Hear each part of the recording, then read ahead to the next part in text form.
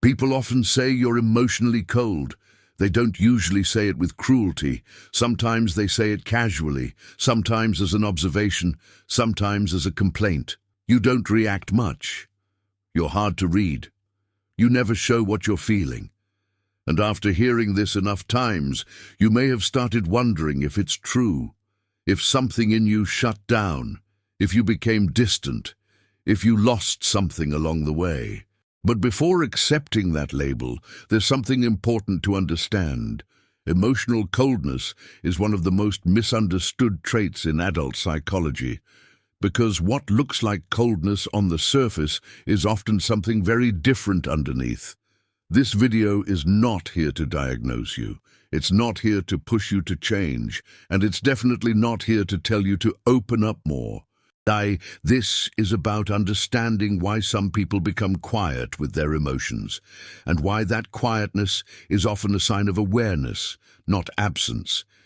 If you're someone who feels deeply but expresses selectively, this video will probably feel familiar, not uncomfortable. Familiar. The label doesn't come from psychology, it comes from social expectation.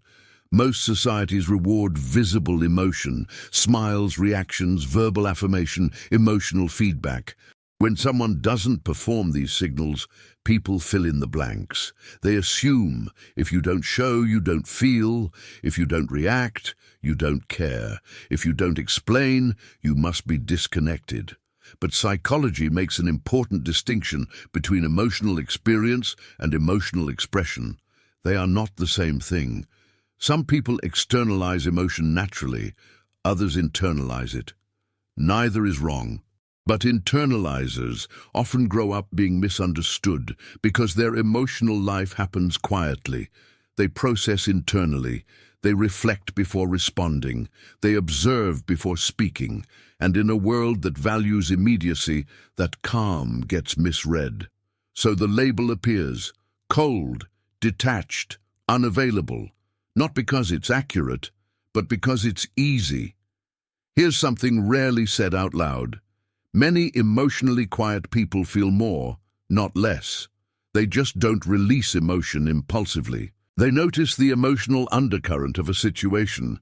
They feel tension in conversations others miss. They sense shifts in relationships before they're visible. But instead of reacting outwardly, they process inwardly. Emotion, for them, is not something to display, it's something to understand. So they ask themselves, what am I actually feeling? Where is this coming from? What happens if I react now? This inner dialogue creates emotional depth, but it slows expression. And that slowness is often misunderstood. Silence doesn't mean absence. Stillness doesn't mean numbness. Sometimes it means presence without noise. Almost every emotionally quiet adult has a moment, a turning point. It might not be dramatic, but it was decisive. A moment where expressing freely stopped feeling safe. Maybe you opened up and were dismissed. Maybe your vulnerability was misunderstood. Maybe your emotions were used against you. Or maybe you grew up in an environment where emotions weren't welcomed, only managed. So your nervous system adapted, not by shutting emotions down, but by containing them. Containment is different from repression. Repression denies emotion. Containment holds it. You didn't stop feeling, you learned to regulate. And regulation often looks like calm from the outside, but inside it's structured awareness. This is not emotional damage, it's emotional intelligence shaped by experience. Your calm does something interesting to others. It removes emotional feedback, and when people don't receive feedback, they project. They fill the silence with their own interpretations. They assume judgment. They assume distance. They assume rejection. But what they're really experiencing is uncertainty. You're not emotionally cold. You're emotionally unreadable to those who depend on cues, and that can be uncomfortable. So they pressure you to speak, to explain, to reassure. Not because you owe it, but because silence makes them confront themselves. Let's make this clear. Coldness avoids emotion. Containment manages it. Coldness disconnects. Containment stays present. Coldness lacks empathy. Containment expresses it selectively. If you still care deeply, if you still reflect before acting, if you still feel moved internally, you are not emotionally cold. You are emotionally contained. And containment is not a flaw. It's a skill. You don't need to become louder to be healthy.